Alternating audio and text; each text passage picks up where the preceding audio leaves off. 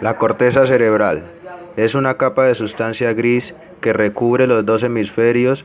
Más de la mitad de su extensión se encuentra escondida dentro de los diferentes surcos y fisuras cerebrales, formado por neuronas tanto aferentes como eferentes, ordenadas por el tejido glial y nutridas por una riquísima red de capa vascular.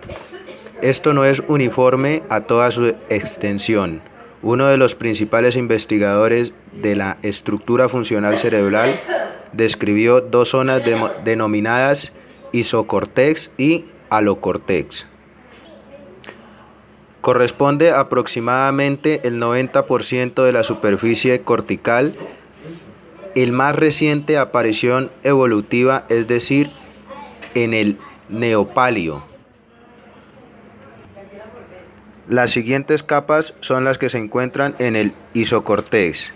La capa molecular, capa granulosa externa, capa piramidal externa, capa granulosa interna, capa piramidal interna, capa multiforme. Estas fueron las capas que ocupan el 90% de nuestro cerebro. Es donde se encuentran denominadas las células de Martinotti y células fusiformes, que se sitúan en alocórtex, que es el 10% restante de la superficie cerebral, que corresponde en lo representado en el archipalio y paleopalio. Las capas que se encuentran allí son la capa molecular, la capa piramidal o granular y la capa polimorfa. Tipo de neuronas. El cerebro humano tiene aproximadamente entre 80 y 100.000 millones de neuronas. Las redes neuronales son las encargadas de realizar las funciones complejas del sistema nervioso. Es decir, que estas funciones no son consecuencia de las características específicas de cada neurona individual, y como en el sistema nervioso hay tantas cosas que hacer y el funcionamiento de las diferentes partes del cerebro es tan complejo, estas células nerviosas también tienen que adaptarse a esta multiplicidad de tareas. ¿Cómo hacen? Especializándose y dividiéndose en diferentes tipos de neuronas. Existen distintas formas de clasificación de las neuronas y se pueden establecer en base a distintos criterios. La primera, según la transmisión del impulso nervioso. Según esta clasificación existen dos tipos de neuronas: neurona presináptica, neurona postsináptica.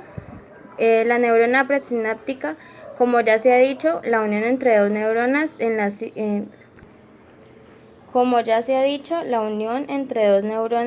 la sinapsis. Pues bien, la neurona presináptica es la que contiene el neurotransmisor y lo libera al espacio sináptico para que pase a otra neurona. La neurona postsináptica es la unión sináptica. Esta es la neurona que recibe el neurotransmisor. Según su función. Las neuronas pueden tener funciones diferentes dentro de nuestro sistema nervioso central. El principal neurotransmisor excitatorio. Las neuronas colinérgicas, estas neuronas transmiten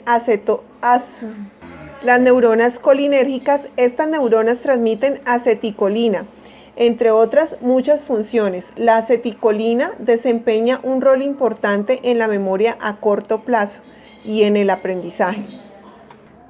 Podemos ver también las neuronas noradrenérgicas. Estas neuronas se encargan de transmitir noradrenalina, neuronas vasopresinérgicas. Estas neuronas se encargan de transmitir vasopresina, también llamada la sustancia química de la monogamia o la fidelidad. Neurona oxitocinérgica transmiten oxitocina, otro neuroquímico relacionado con el amor.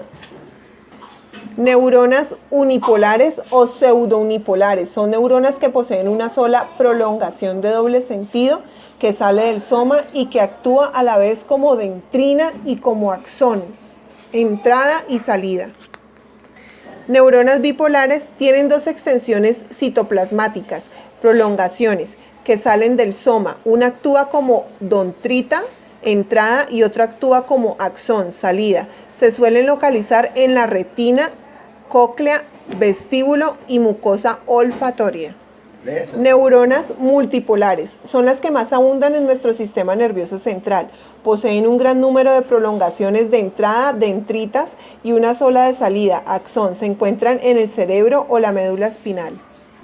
Otros tipos de neuronas son neuronas espejo, neuronas piramidales, neuronas de Purkinje, neuronas retinianas, neuronas olfatorias, neuronas en cesta o canasta. Con esto podemos concluir la cantidad de neuronas que existen en nuestro cerebro, sin mencionar muchas más que nos hacen falta y que nos acompañan en nuestra vida diaria.